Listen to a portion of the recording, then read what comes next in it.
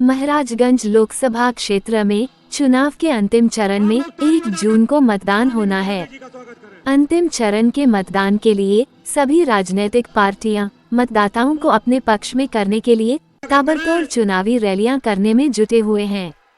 महाराजगंज लोकसभा क्षेत्र से भाजपा प्रत्याशी पंकज चौधरी के पक्ष में जन समर्थन जुटाने के लिए आज उत्तर प्रदेश के मुख्यमंत्री योगी आदित्यनाथ ने फरेंदा में एक चुनावी रैली को संबोधित करते हुए कांग्रेस, सपा और इंडी गठबंधन पर जोरदार हमला बोला।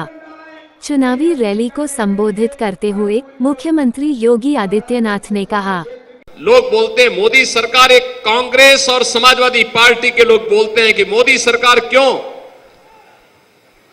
तो जनता ही कह देती है इसलिए क्योंकि अब की बार 400 पार, अब की बार 400 पार। तो बहनों और भाइयों, 400 पार के इस नारे से एक कांग्रेस और समाजवादी पार्टी का जो इंडी गठबंधन है, इनको चक्कर आने लगता है। ये लोग घबराते हैं 400 पार कैसे, तो जनता जनार्दनों ने जवाब देती है। जवाब ये देती है कि जो राम को लाए हैं, क्यों महाराजगंज भी तो इससे सहमत है ना, जो राम को लाए हैं हम उनको लाएंगे। तो वे इससे घबरा जाते हैं क्योंकि एक तरफ राम भक्त हैं मोदी जी के नेतृत्व में और दूसरी तरफ राम द्रोही हैं जो राम का तो विरोध करते ही रहे हैं और विरोध करते करते भाजपा का विरोध करते हुए राम का विरोध किए हैं और भगवान राम का विरोध करते करते अब भारत का विरोध कर रहे हैं। बहनों और भाइयों, ये लोग राजनीति के लिए, अपनी राजनीति के लिए, सत्ता प्राप्त करने के लिए इन लोगों ने देश की जितनी क्षति की है वह अपूर्णीय क्षति है। सत्ता की अतिलिप्सा ने इनके कारण पहले देश का इन्होंने विभाजन किया, फिर देश के सामाजिक ताने बाने को छिन्न भिन्न किया, देश को जाति के नाम पर, क्षेत्र के नाम पर, भाषा के नाम पर आपस में लड़ाने का काम किया और आज फिर वही झूठ बोल रहे हैं। कोई कहता है कि आरक्षण समाप्त करेंगे, कोई कहता है कि संविधान को बदल देंगे। इतनी झूठी कोरी बकवास। ये कांग्रेस देश के खिलाफ साजिश कर रही है। सच्चाई तो यह है कि कांग्रेस के नेतृत्व में जो एक गठबंधन है, चाहे वह समाजवादी पार्टी का हो, चाहे वह आरजेडी का हो, चाहे वह आम आदमी पार्टी का हो, सच्चाई तो यह है कि बहनों और भाइयों, इनका गठबंधन यह बाबा साहब भीमराव अंबेडकर का विरोधी रहा है। याद करिए, बाबा साहब भीमराव अंबेडकर को चुनाव हराया था कांग्रेस ने। जब समाजवादी पार्टी की अखिलेश यादव की सरकार प्रदेश में बनी थी, संविधान के साथ छेड़छाड़ करना, देश के अंदर इमरजेंसी लगाना, भारत की भावना के साथ खिलवाड़ करना एक कांग्रेस की फितरत रही है और कांग्रेस आज फिर वही शरारत करने पर उतारू है। कांग्रेस ने, अभी आपने देखा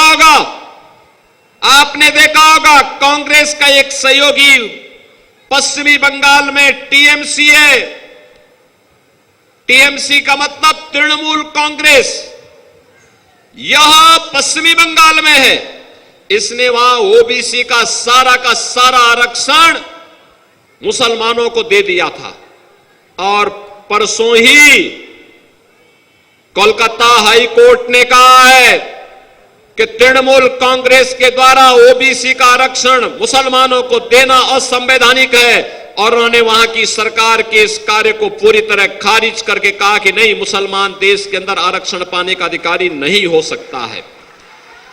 बहनों और भाइयों, बाबा साहब भीमराव अंबेडकर ने भी कहा था कि संविधान के अंतर्गत अनुसूचित जाति, जनजाति और मंडल कमीशन के अंतर्गत ओबीसी की जातियों को आरक्षण पाने का अधिकार है।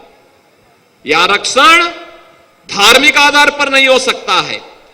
बाबा साहब भीमराव अंबेडकर ने कहा था कि धर्म के आधार पर आरक्षण यह भारत के विभाजन की नींव डालना जैसा है, और 1947 में भारत का विभाजन हो चुका है।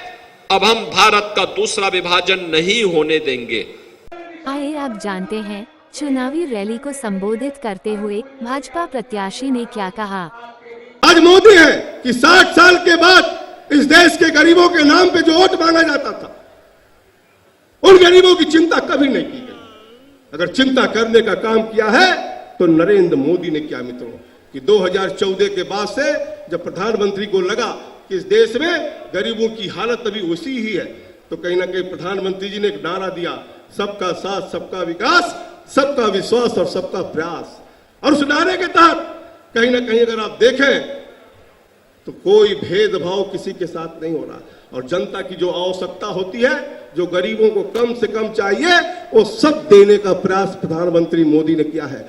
और देने का ही नहीं, केवल नारा ही नहीं है कि हम घर बनवाएंगे तो सबका बनवाएंगे, शौचालय बनवाएंगे तो सबका बनवाएंगे, गैस देंगे तो सबको देंगे, राशन देंगे तो सबको देंगे, आयुष्मान भारत देंगे तो सबको देंगे, किसान सम्मान निधि देंगे तो सबको देंगे। क्योंकि अभी तक क्या होता था कि गांव में मकान आता था तो पता चला कि एक गांव में 4 आया, इस साल बस 4 बनेगा, अगले साल 3 बनेगा, दूसरे गांव में 2 बनेगा। केवल नाम के लिए योजनाएं चलती थी मित्रों कि हम गरीबों का घर बनवा रहे हैं।